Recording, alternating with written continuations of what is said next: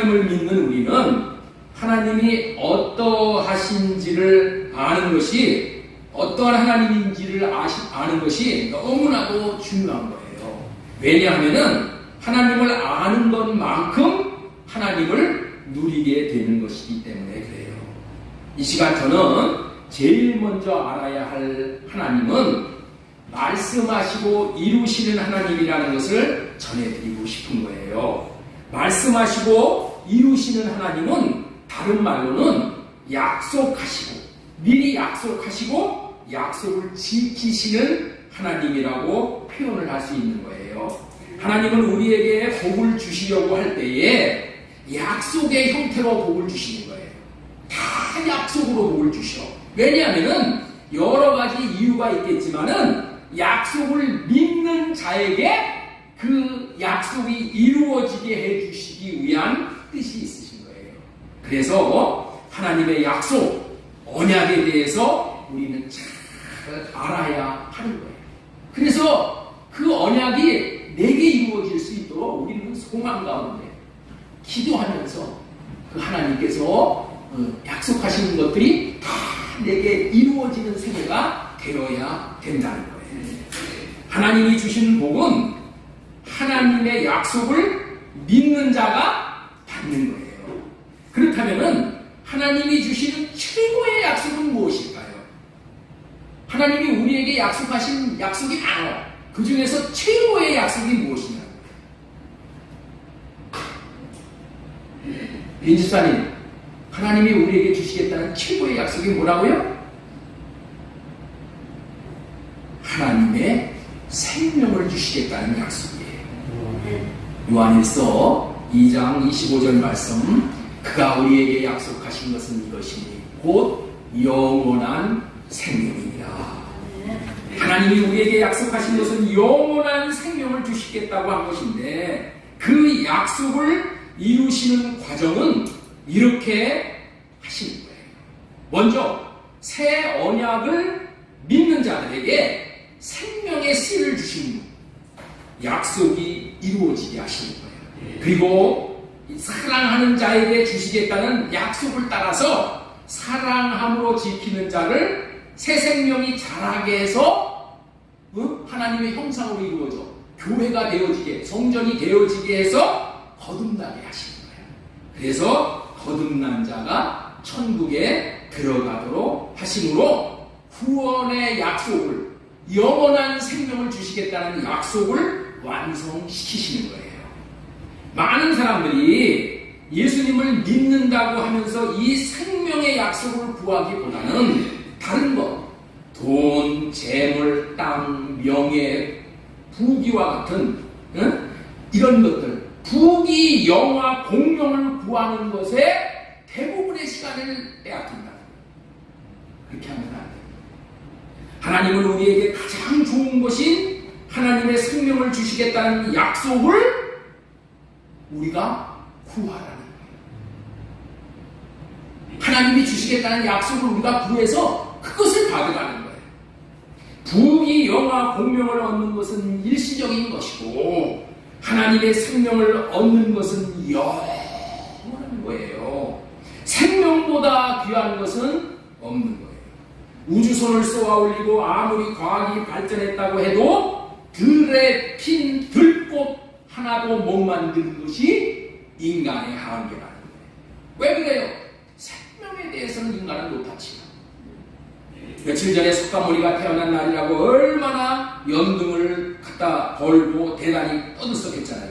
그러나 석가는 생명과는 거리가 먼 삶을 살다가 간 사람일 뿐이에요. 왜냐하면 자기 생명 하나 지키지 못하고 육신은 무덤 속에 들어갔고 영혼은 지금 지옥에 들어가 고통을 받고 있기 때문이죠. 그러나 하나님은 최고의 것인 하나님의 생명을 주시어 하나님 백성을 삼아 천국에서 영원히 같이 살자고 우리에게 알려주십니다. 지지난주에는 아브라함의 제목이라는 제목으로 설교를 했지요. 아브라함은 생명을 주시겠다는 언약을 믿어서 하나님으로부터 무엇을 받았다고요? 아브라함은 하나님이 생명을 주시겠다는 언약을 믿었어. 생명을 아브라함이 믿은 것은 생명을 주시겠다는 언약을 믿었단 말이야. 아브라함이 믿은 거 다른 거 믿은 게 아니야. 생명을 주시겠다는 언약을 믿었는데 그 생명을 주시겠다는 언약을 믿으면은 의롭다함을 얻고 생명의 씨를 받게 되어진다는 거예요. 다른 표현으로는 성전 짓는 터를 받는 것이라고 전해드렸죠. 생명의 씨를 받는 것이나 성전 씨를 받는 것이나 다 이걸 이렇게 받는 것은 뭐예요? 최소한 낙원에 들어가는 거예요. 요한복음 16장 19절 이하에서는 부자와 나사로의 비유가 나와요. 나사로는 아브라함의 품에 안기었고 부자는 음부에 들어가 있는 모습을 보게 되는 거예요. 누가복음 16장 22절 말씀 같이 한번 읽겠습니다. 시작. 이에 그 거지가 죽어 아브라함의 품에 들어가고 부자도 죽어 장사됨에 그가 음부에서 고통 중에 눈을 들어 멀리 아브라함과 그의 품 속에 있는 나사로를 보고 이렇게 말하는 거예요. 아브라함의 품에 들어가 있다는 것은 아브라함에게 하신 약속을 믿고, 아브라함에게 하신 약속이 뭐예요? 둘째 언약이에요. 둘째 언약, 새 언약, 할례 언약. 이것을 믿고 생명을 주시겠다는 언약이잖아요. 이 언약이 다 생명의 씨를 받고 낙원에 들어가 있다는 거예요. 거짓 나사로가 들어가 있는 곳이 어디라고요? 낙원에 들어가 있는 거예요. 낙원에. 여기 하나님의 나라에 들어갔다는 얘기 없죠? 낙원에 들어간 거예요. 낙원에.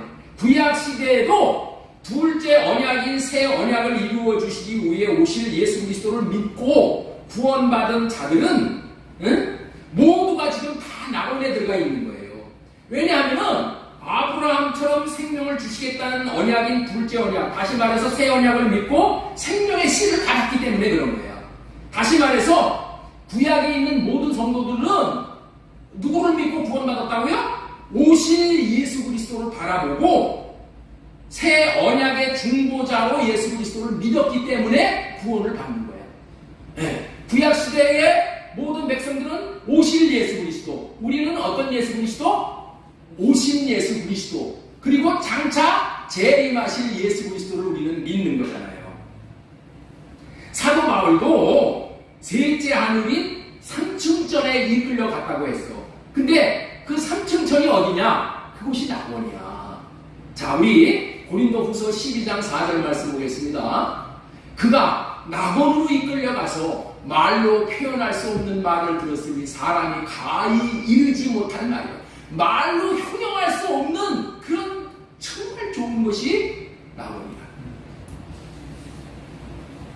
사도 바울은 첫 언약으로 살 때는 하나님에 대한 열심으로 오히려 사람을 죽이는 그런 열심을 냈어. 그래서 스데반을 죽이잖아요. 근데 새 언약을 믿고 하나님의 생명의 씨를 받고 거듭나니 삼층천인 낙원을 경험하게 되는 거예요. 그 낙원을 가히 사람의 말로 어찌 좋은지 형용을 할 수가 없이 그게 좋다는 것을 말하는 거예요. 저는 여기에 예배드리는 모든 분들이 이 새 언약을 믿고 하나님의 생명을 받는다는 것이 이렇게 복된 것이라는 것을 알고 믿어 복을 모두가 받아 누리시기를 바라는 거예요. 자, 그렇다면은 하나님의 생명을 받은 자들은 어떻게 살아야 할까요? 하나님의 생명을 받은 자들은 어떻게 살아야 할까요? 예. 요한일서 2장 6절 말씀 보겠습니다. 그의 안에서 산다고 하는 자들은 그가 행하시는 대로 자기도 행할지니라. 무슨 말이에요? 예수님 안에 사는 자들, 새 언약을 믿는 자들은 예수님과 같이 살아야 한다는 거예요. 그렇다면 예수님은 어떻게 사셨어요? 예수님은 마음에 성전으로 지어져 갖고 마음에 하나님을 모시고 마음에서 하나님이 주시는 마음을 받아서 이웃을 사랑하고 하나님을 사랑하고 원수까지 사랑하는 삶을 사셨다는 거예요. 네. 그런 사랑을 뭐라고 표현하느냐? 예수님이 사셨던 사랑은 섬기고 세우고 살리고 하나 되는 그런 사랑을 하신 거예요.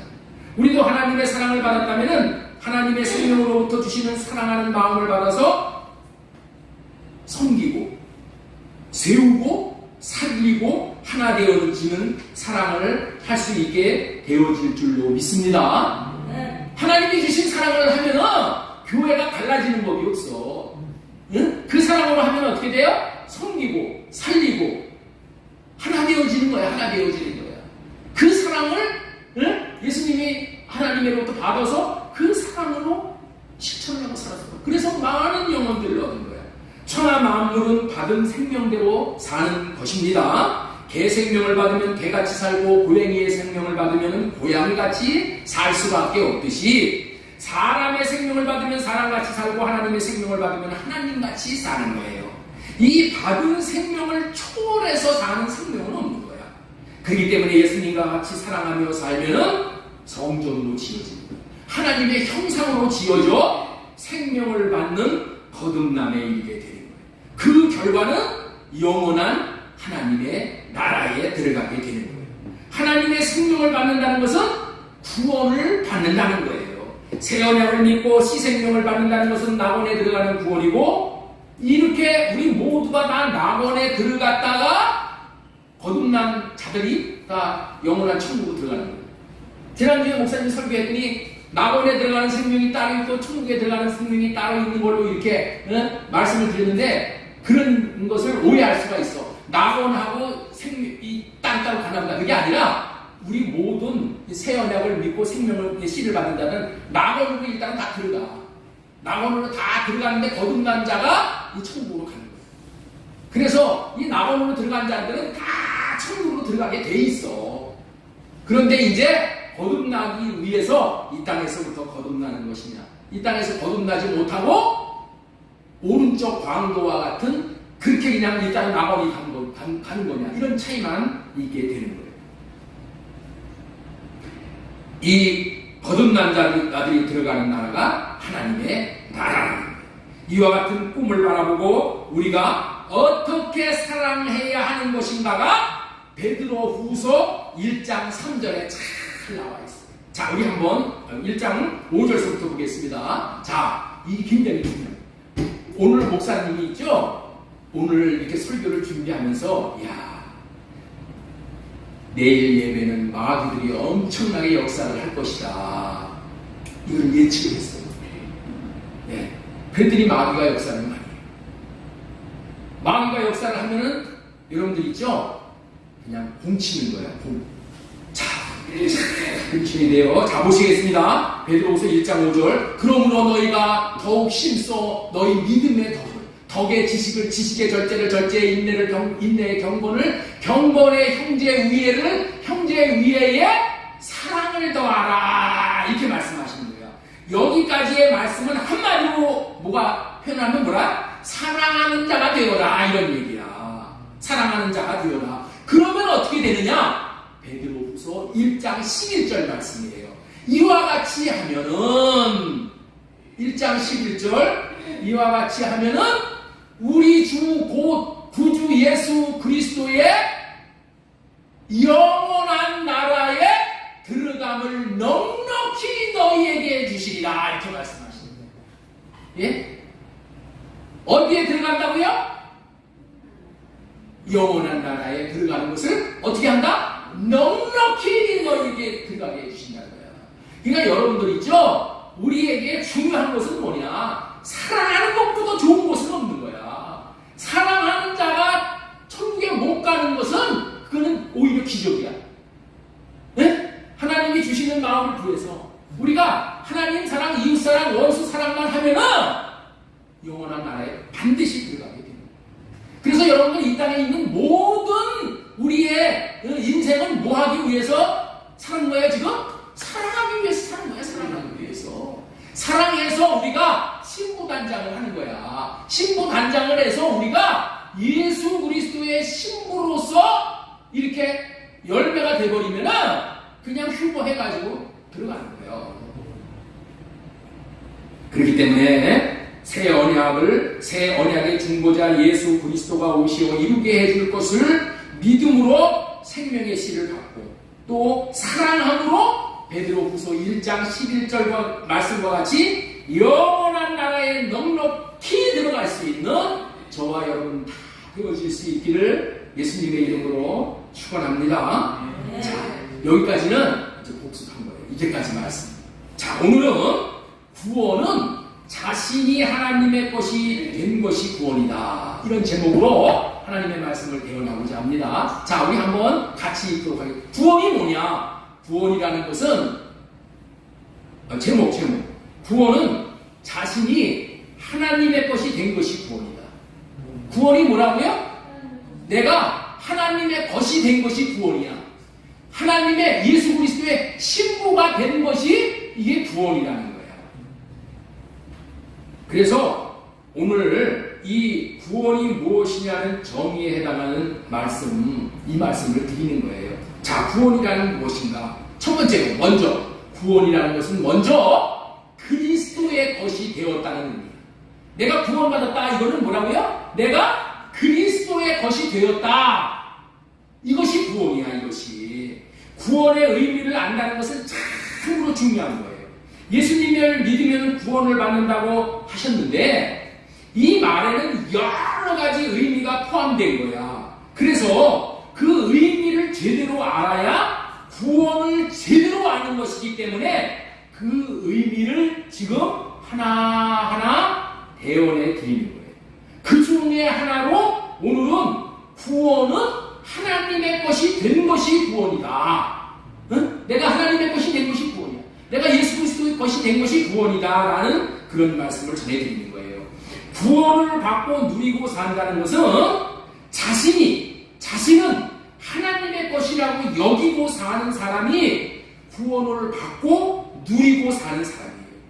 예수님을 믿는다고 하면서도 자신이 하나님의 것이 아니라 자신의 것이라고 여기고 사는 사람은 구원이 희미한 사람이야. 하나님의 것으로 사는 것이 구원의 확신과 구원의 안정감을 누리고 사는 사람이에요. 만약에 그렇지 못한 사람은 그 사람은 여전히 마귀의 영향 아래 있는 사람이고 심하면 마귀에게 속하에 있는 사람이라는 거예요. 마귀의 것으로 사는데 어떻게 구원을 누릴 수 있냐는 거예요. 구원은 자신이 하나님의 것이라고 인정하고 시인하는 데서부터 누리기 시작하는 거예요. 자, 고린도전서 3장 16절 너희는 너희가 하나님의 성전인 것과 하나님의 성령이 너희 안에 계시는 것을 알지 못하느냐. 이 성전이 되었다는 것이 무엇인지, 성전이 되었다는 것이 무엇인지를 우리가 이 19절 말씀을 통해서 반드시 알았으면 좋겠어요. 자, 19절 말씀 보겠습니다. 너희 몸은 너희가 하나님으로부터 받은 바 너희 가운데 계신 성령의 전인 줄을 알지 못하느냐? 너희는 너희 자신의 것이 아니라 값으로 산 것이 되었으니, 자신의 것이 아니라 값주고 산 예수 그리스도의 것이 되었다는 거예요. 고린도전서 3장 23절 같이 읽겠습니다. 시작. 너희는 너희는 그리스도의 것이요. 이 말씀들의 근거에서 우리는 죄가 무엇인지를 밝히 알게 되는 거예요. 죄란 하나님의 것을 자기 것으로 여기고 사는 것이 죄인 거예요. 죄가 들어오면은 자신도 자신이 가지고 있는 모든 것도 자기 것이라고 여기고 사는 거예요. 예를 들면 자신이 자기 것이고 자기 주머니에 있는 것도 자기 것이고 자기 자녀들도 자기 것으로 여기고 사는 것이 죄라는 거예요. 그래서 죄인은 하나님의 것을 자기 마음대로, 자기 마음 먹는 대로, 쓰는 대로 그렇게 쓰고 사는 사람이 죄인이야. 죄를 지어 마귀가 안에 들어오면은 마귀의 것이 되기 때문에 마귀가 주는 생각과 마음으로 사는 거예요. 마귀가 주는 생각은 하나님의 것을 자기 것이라고 여기고 사는 겁니다. 마귀가 주는 생각이 뭐라고요? 하나님의 것을 자기 것이라고 여기고 사는 거예요. 여러분들 이것이 너무나도 중요한 거예요. 죄를 지으면은 마귀 것이 되었다는 말이 하나님의 것을 자기 것으로 알고 산다는 말이야. 이 개념을 잘 알아야 돼요. 죄를 진다는 것은 뭐라고요? 하나님의 것을 자기 것으로 알고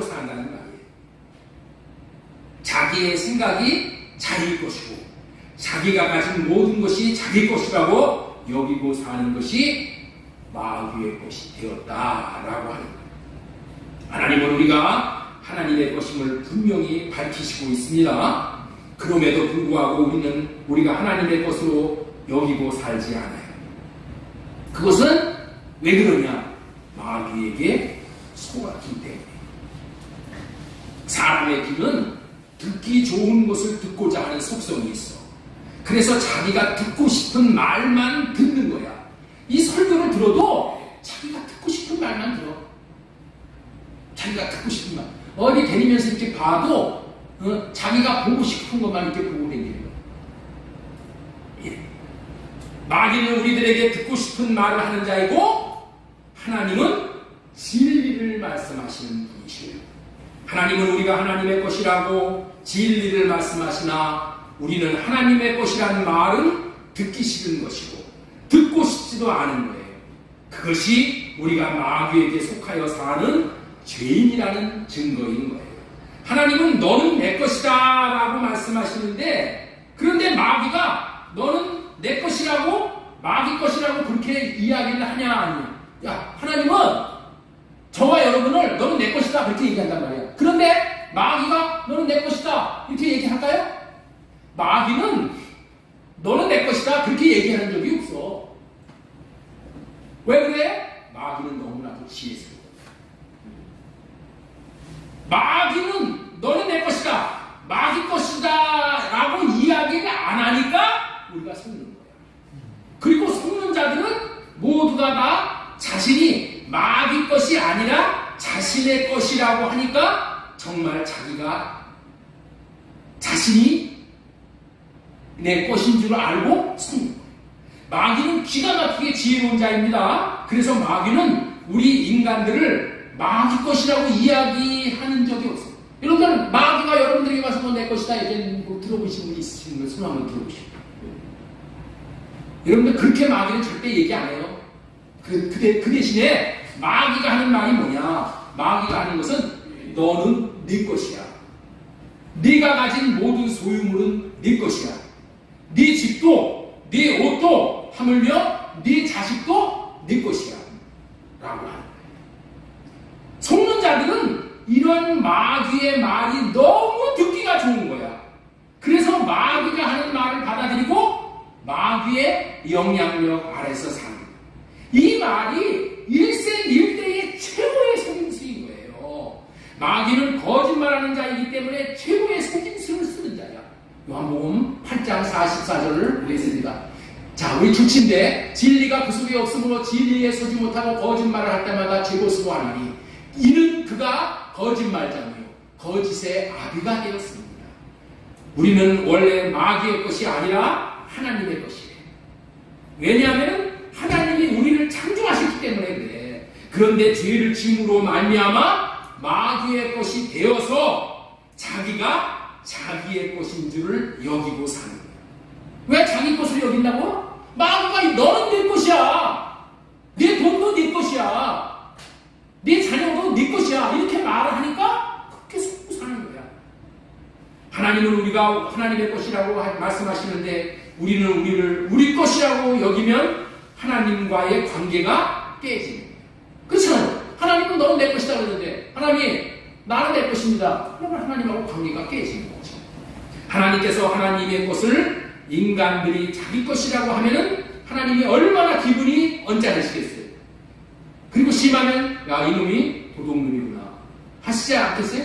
도둑놈이라는 것이 뭐예요? 도둑하고 관계가 뭐야? 그 원수지. 원수. 내 거 도둑질해 갔으니까 원수 관계가 도둑 관계야.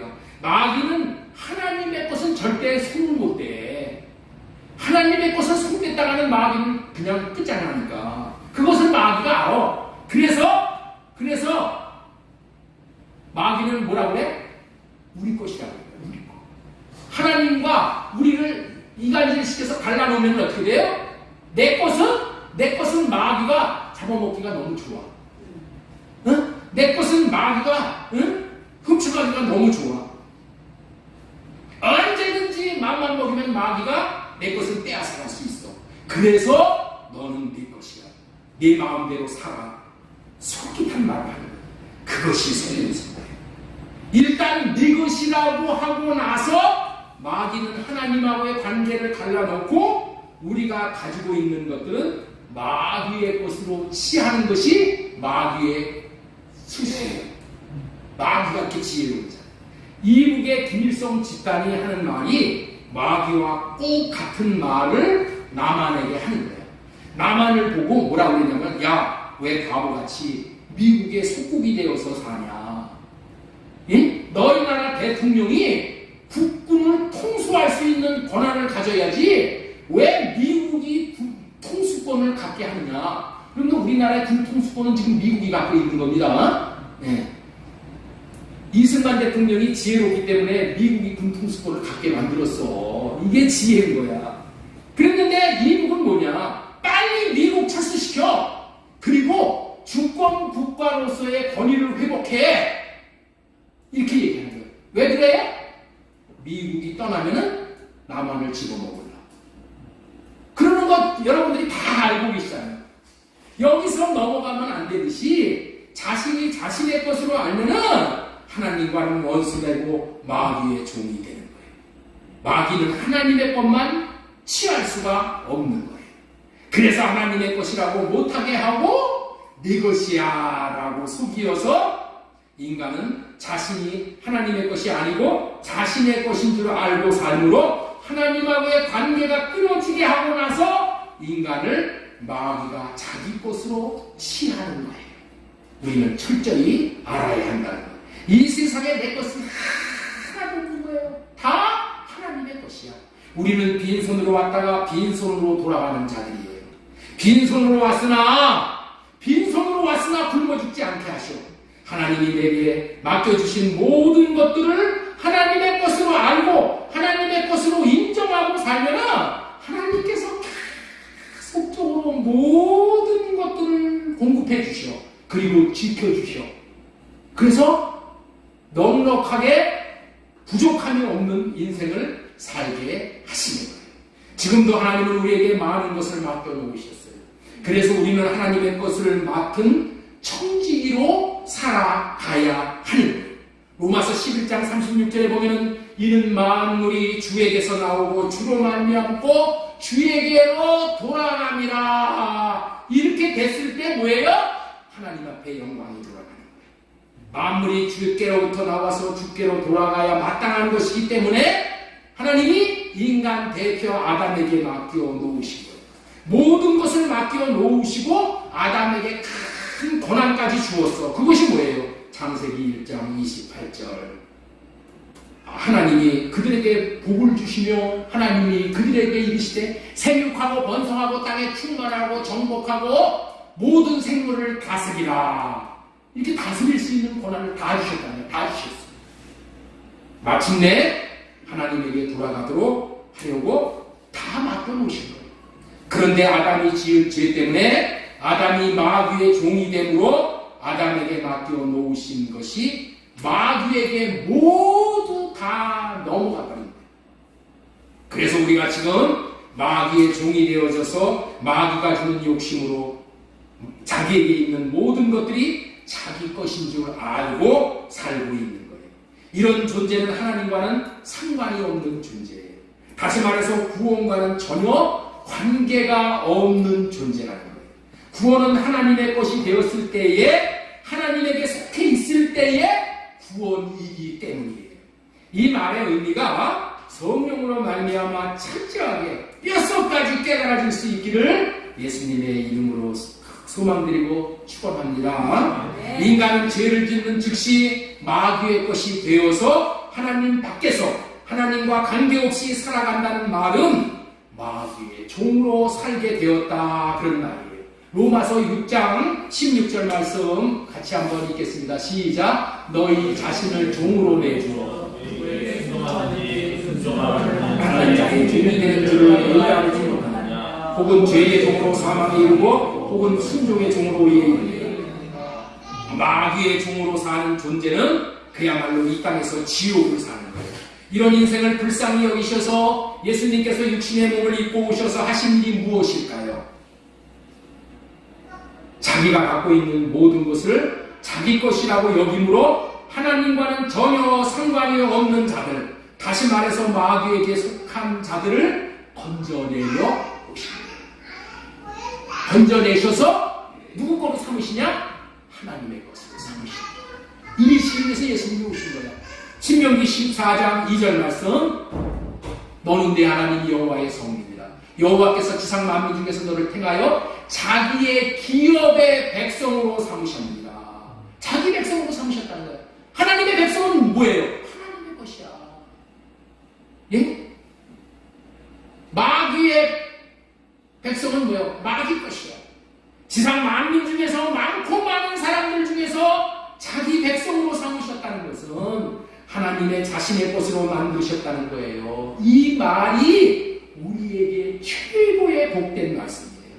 이렇게 건져내셔서 사탄의 것으로 해서 주님의 것으로 건져내신 것을 구속이다, 속량이다 라고 하는 거예요.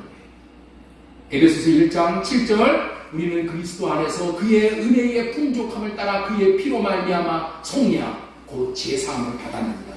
속량 받았다, 이게 뭐예요? 이제 예수님의 것이 되었다. 예수님의 피로 사탄에게 우리를 사와서 이제는 우리가 그리스도인이 되어 그리스도의 것이 되었다는 말이 속량, 구속함을 받았다는 거예요. 이렇게 해서 이제는 우리가 예수님의 것이 되므로 죄로부터의 구원을 받은 거예요. 자, 로마서 1장 6절, 너희도 그들 중에서 예수 그리스도의 것으로 부르심을 받은 자리라. 자, 우리 한번 옆에 있는 분에게 축복하도록 하겠습니다. 당신은 예수 그리스도의 것으로 부름받은 것입니다. 예수 그리스도의 것으로 부름받은 것입니다. 그리스도의 것이 된 자들이 구원받은 자입니다. 지금까지는 구원이라는 것은 먼저 그리스도인이 그리스도의 것이 되었다라는 의미의 말씀을 전해드렸습니다. 자, 두 번째로 전해드린 말씀은 자기 자신을 제물로 드려 하나님이 받으시는 것이 구원이다. 나 자신을 하나님 앞에 제물로 드려서 하나님이 받으시는 것이 구원이라는 거야. 지금부터 이와 같은 것을 지금까지 전해드린 말씀을 기초로 해서 히브리서 7장 28절 오늘 본문의 말씀을 전해드릴 겁니다. 율법은 약점을 가진 사람을 제사장으로 세웠거니와 율법 후에 맹세하신 말씀은 영원히 온전하게 되신 아들을 세우셨느니라, 이렇게 되어 있어요. 자, 저와 여러분들은 자신을 하나님 앞에 드림으로 하나님이 저와 여러분들을 받으신 것이 구원이라는 말씀을 지금부터 전해드리려고 해요. 이것을 잘 깨달아 알아야 돼요. 네? 이것을 깨달아 알아야 돼요. 구원이라는 것이 무엇인가라는 이 구원에 대한 개념을 말씀을 드리는 거예요. 저와 여러분들이 자신을 하나님에게 제물로 드려서 하나님이 받으신 자가 구원받은 자라는 거예요. 예? 그런데 구원에 대해서 나 예수 믿었으니까 구원, 이런 의미의 깊은 의미가 다 이런 의미가 있다는 거예요. 그냥 예수 믿으면 구원받는다 이것만 알고 있으면 안 돼. 이래야지 제대로 구원이 뼛속까지 새겨지는 거예요. 자, 하나님 앞에 제사를 드린다는 것은 자신이 하나님의 것이라고 인정하고 고백하는 것이 제사야. 내가 예배를 드리잖아요. 내가 하나님 앞에 예배를 드린다는 것은 이게 뭐냐? 나의 주인은 하나님이십니다 라고 고백하는 것이 예배야. 이해가 되시겠죠? 예배가 뭔 줄을 잘 알아야 돼. 구약시대에 제사를 드리는 것은 뭐야? 제사가 뭐야? 내가 하나님의 것입니다 라는 신앙 고백이 제사야. 그런데 문제는 그렇게 여기에 어느 누구도 하나님 앞에 자신을 제물로 드릴 수 있는 사람이 아무도 없다는 거예요. 하나님이 나를 제물로 받으셔야지 내가 구원인데, 여기에 있는 모든 사람이, 저를 포함해서 여러분들이 하나님 앞에 나를 제물로 드릴 수 있는 사람이 아무도 없다는 거야.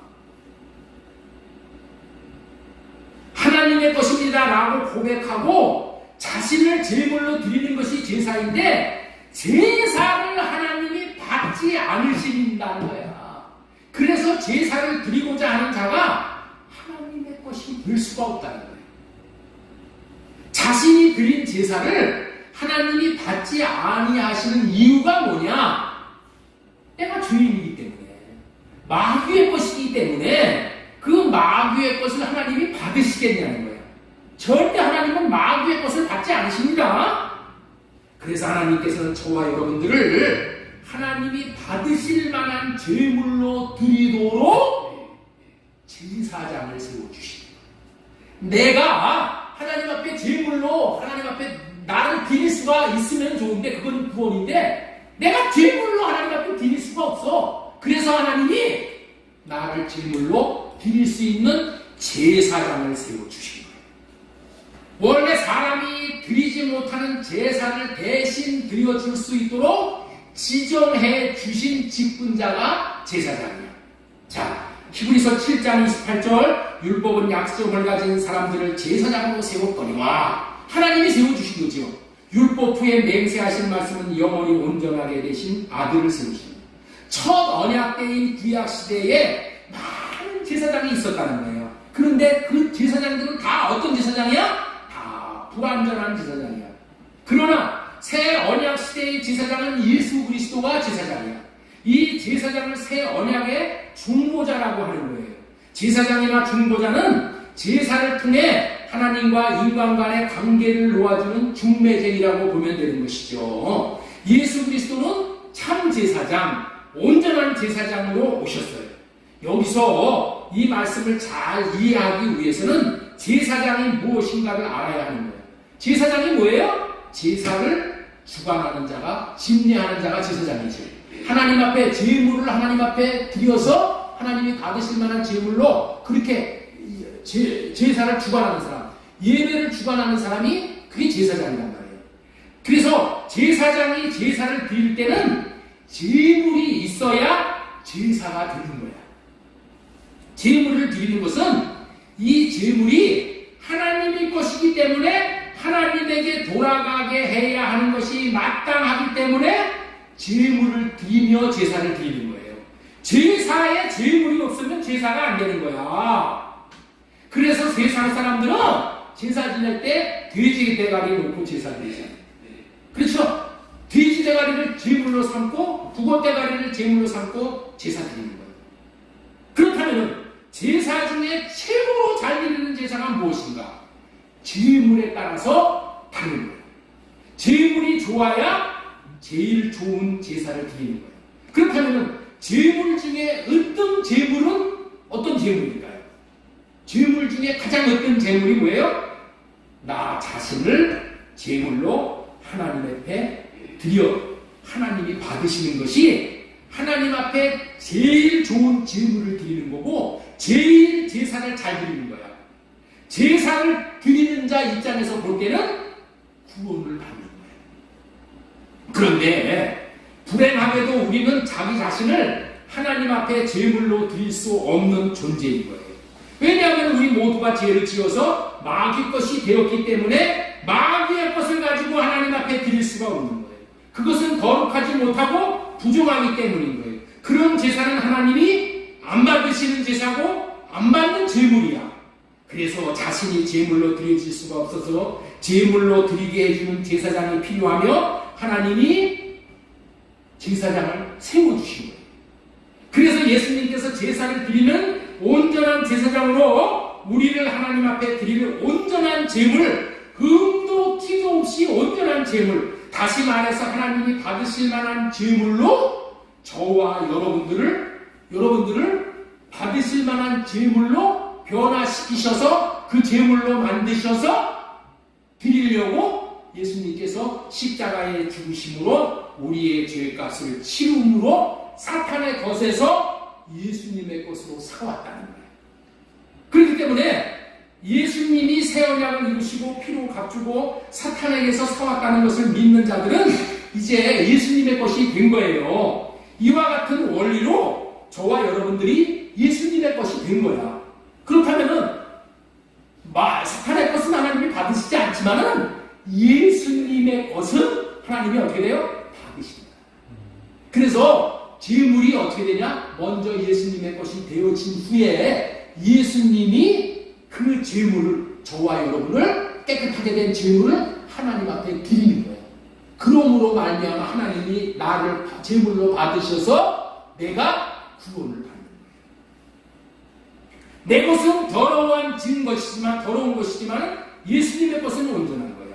그래서 우리를 예수님의 것으로 삼아서 예수님이 제사장이 되어서 우리를 하나님께로 드리는 거예요. 이것이 계시록 5장 9절의 말씀이에요. 자, 우리 한번 이 말씀 한번 읽어보겠어요. 시작! 그들이 새 노래를 불러 이르되 두루마기를 가지시고 그 인봉을 떼기 합당하시도다. 일찍이 죽임을 당하사 각 족속과 방언과 백성과 나라 가운데서 사람들을 피로 사서 하나님께 드리고,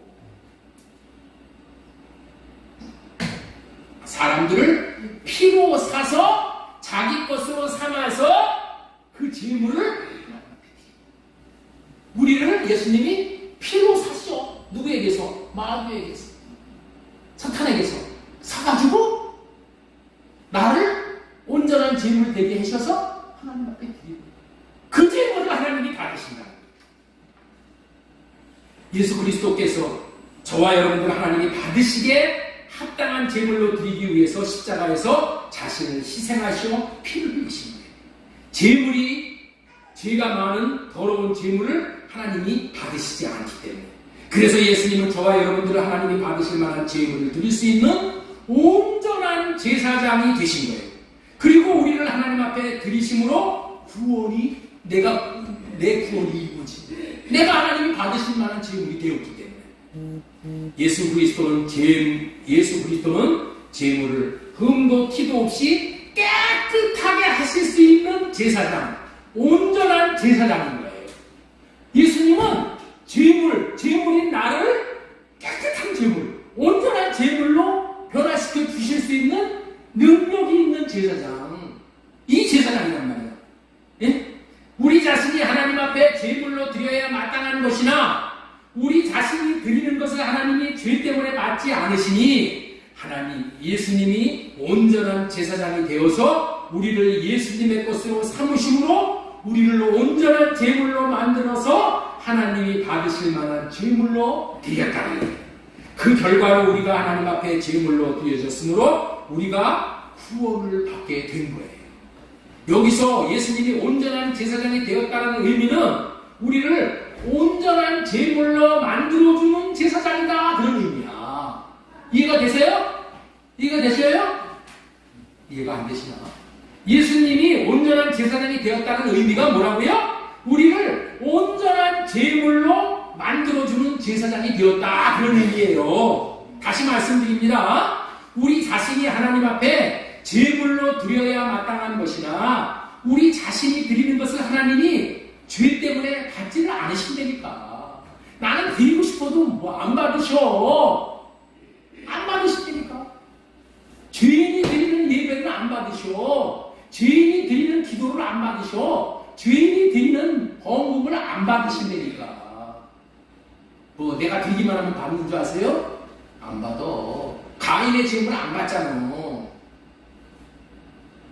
받지 않기 때문에 예수님이 온전한 제사장이 되어서 우리를 온전한 제물로 만들어서 하나님이 받으실 만한 제물로 드렸다는 거예요. 그 결과로 우리가 하나님 앞에 제물로 드려졌으므로 우리가 구원을 받은 거예요. 그런 의미의 말씀이 히브리서 7장 28절 말씀이에요. 율법은 약점을 가진 사람들을 제사장으로 세웠거니와 율법 후에 하신 맹세의 말씀은 영원히 온전하게 되신 아들을 제사장으로 세웠느니라. 온전하게 되신 아들 제사장은 사탄에게서 저와 여러분들을 핏값을 치루어주고 사와서 주님의 것이 되게 하신 거예요. 그렇게 사탄에게서 사온 저와 여러분들을 하나님께 제물로 드릴 수 있게 되어짐으로 구원이 완성이 되는 거예요. 자, 계시록 5장 9절 말씀 다시 보겠습니다. 일찍이 죽음을 당하사 각 족속과 방언과 백성과 나라 가운데서 사람들을 피로 사서 하나님에게 드리시고, 저와 여러분들이 사탄에게 속해 사탄의 것이었을 때는 더러운 제물이었지만 예수 그리스도에게 속해 예수 그리스도의 것이 되었으므로 깨끗하게 된 자.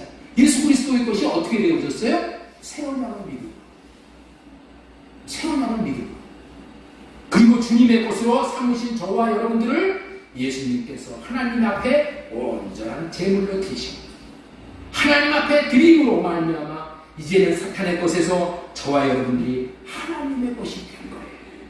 이러한 방법으로 우리가 하나님께 드리는 온전한 제물이 되어져 제물로 드려짐으로 우리가 하나님의 것이 된 것이 구원이신 줄 믿으시기 바랍니다. 그렇다면 여기서 의문이 생기게 되는 거예요. 의문이 왜 꼭 예수라야만 되는 것인가? 응? 왜 꼭 예수라만 되는 것이냐? 예수 그리스도만이 나를 그리고 우리들을 흠도 티도 없는 온전한 제물을 드릴 수 있는 제사장이 될 수 있는 것인가? 라는 의문을 제기하는 거예요. 많은 종교에서 수많은 사람들이 여기에 이의를 제기하는 거예요.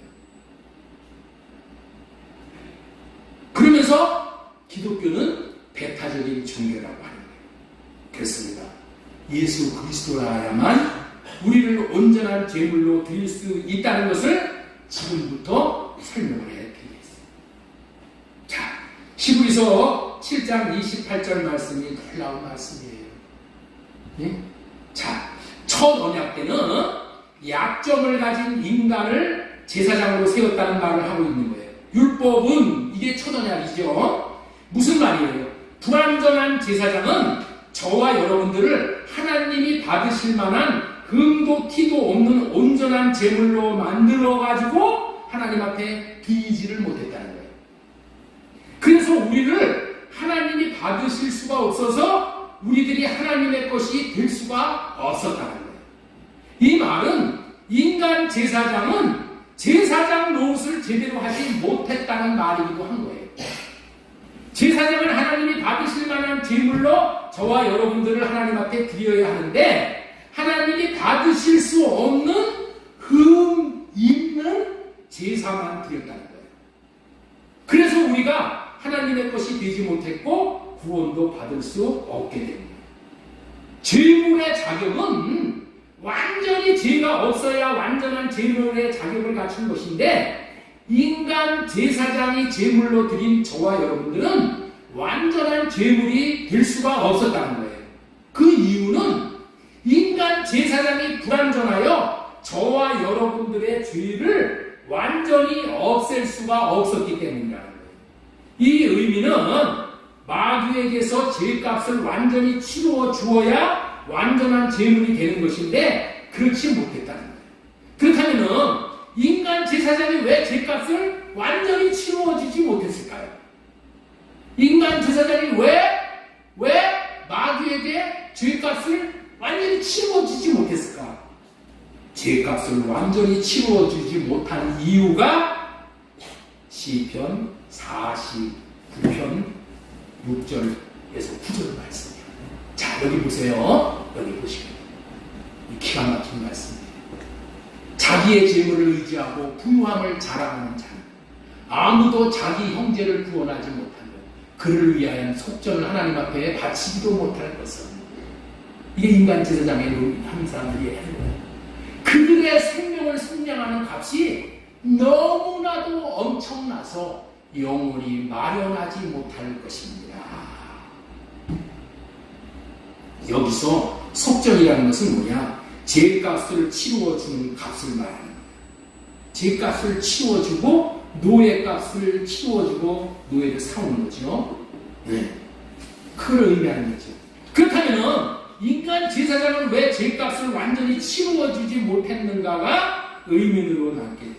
그 이유가 뭐라고요? 그들의 생명을 속량하는 값이 너무나도 엄청나서 영원히 마련하지 못할 것이다. 아무리 돈이 많더라도 아무리 부자라도 이 죄값을 치르는 돈이 있는 부자가 없다는 거야, 이 세상에. 형제의 죄를 구원할 속전도 치르지 못하고 자기 자신의 죄의 속전을 치를 부자 제사장은 이 땅에 한 명도 없다는 거예요. 인간의 생명의 값이 천하보다도 귀합니다. 천하를 다 팔아도 인간을 사올 수가 없는 돈을 못 마련한다. 천하보다도 큰 사람의 생명을 죽이는 죄의 몸값을 치르고 마귀로부터 사올 제사장은 인간 제사장은 아무도 없다. 첫 언약 때에 인간 제사장은 짐승의 피값으로 사람의 죄의 값을 치르려고 했어. 사람이 지은 죄의 값을 짐승의 피값으로 치를 수가 있어요? 그거는 하나의 일표일 뿐이야. 그림자일 뿐이야. 인간 제사장은 짐승의 피값을 가지고 와서 마귀에게 속전으로 받으려고 하니까 마귀가 거절을 피값을 치르고 사올 수가 없게 되었어. 영원히 죄 문제를 해결하지 못했다고. 짐승의 피값이 얼마나 되겠어요? 짐승의 피값으로 사람의 피값을 치를 수 있겠어요? 양 한 마리가, 소 한 마리가, 비둘기 한 마리로 사람의 생명의 값을 취할 수 있다는 것. 천하보다도 귀한 사람의 이 생명의 값. 천하를 주고도 살 수 없는 이 값을 치를 수가 있냐. 이런 인간 제사장은 참다운 제사장이 될 수 없어 제사장으로 실패를 번번이 하게 됩니다. 그러나 맹세의 말씀으로 세운 새 언약의 제사장 예수 그리스도는 하나님의 피값을 치르시는 것이기 때문에 짐승의 피값도 아니고 사람의 피값도 아니고 하나님의 피값을 치릅니다. 온 인류의 생명을 속량하는 값이 아무리 크다고 하여도 갚을 수가 있는 피값을 예수님 자신이 치르십니다. 전 인류의 생명을 속량할 수 있는 죄값을 갚을 수 있는 부자 제사장으로 단 한 번밖에 없는 하나밖에 없는 제사장으로 죄값을 완전히 치루어줄 수 있는 그러한 테탈라스타이 갚아주실 수 있는 그 예수님 맹세로 세우신 새 언약의 중보자 이분만이 우리를 마귀에게서 사올 수 있다. 예수님의 것이 우리가 그래서 된 거예요. 그래서 예수님의 것이 되어진 후에 예수님이 하나님 앞에 우리를 또한 제물로 드릴 수가 있다. 온전해진 제물인데 깨끗해진 제물인데 하나님의 아들인 제사장 예수 그리스도는 새 언약으로 세우진 제사장 자신의 피로 모든 인간들의 피값을 갚기에 충분하고도 충분한 제사장이기에 온전하신 제사장으로 세웠다. 온전하게 되신 아들을 세우셨느니라. 그렇습니다. 우리가 믿는 새 언약의 중보자인 제사장은 모든 죄값을 갚아 저와 여러분들을 이제는 사탄의 것에서 사와서 예수 그리스도의 것으로 삼으셨기에 하나님 앞에 저와 여러분들을 흠없는 제물로 드리실 수가 있으셨고 하나님이 그 제물을 받으셨기 때문에 이제는 저와 여러분이 하나님의 것이 된 거예요. 그래서 구원을 받게 된 거예요. 그렇게 사온 흠도 티도 없는 온전한 제물인 의의 제물을 하나님께서 받으시는 질문으로 하나님에게 드려짐으로 말미암아 우리가 하나님의 것이 되어 자라나는 시편 49전 우리 다시 한번 읽겠습니다. 8절 생명을 속량하는 값이 너무나 값은 값으로 매길 수 없이 비싼 것이었어. 금방 본 것 아무리 벌어도 마련할 수 없어.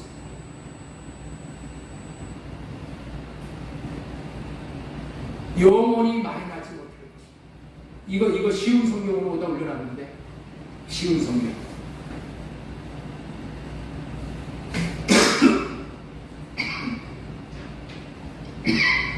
제가 다시 한번 보겠습니다. 이거 세 번역에는 이렇게 되어 있어요. 생명을 속량하는 값은 값으로 매길 수 없이 비싼 것이었습니다.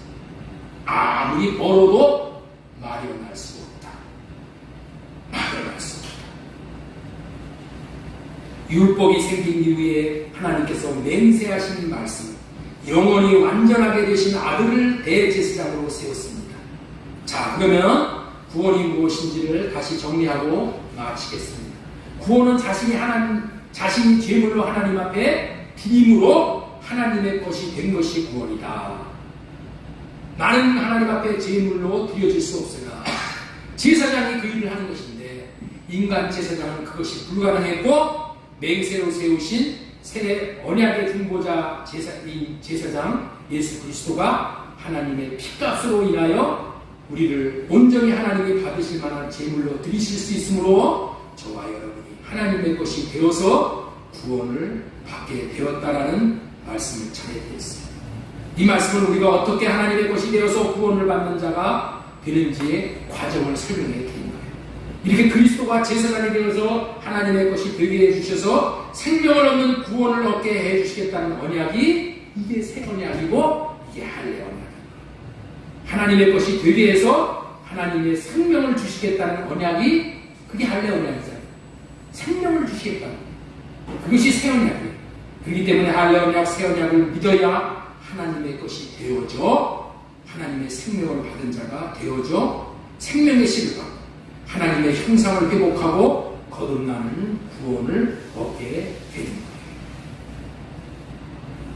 자, 우리 에스겔서 11장 19절 말씀 보겠습니다. 내 율례를 따르며 내 규례를 지켜 행하게 하리니 그들은 내 백성이 되고 나는 그들의 하나님이 되리라. 이게 구원이에요. 내가 하나님의 백성이 되는 것이 내가 하나님의 것이 되는 거예요. 하나님은 우리의 하나님이 되는 것이에요. 이 새 언약으로 말미암아 우리가 하나님의 백성으로 되어져서 구원에 이르게 됐다는 거예요. 그렇기 때문에 이 할례 언약과 새 언약이 이루어짐으로 하나님의 것이 되므로 이것이 복음인 거예요. 생명을 주시겠다는 이 언약이 복음인 거예요.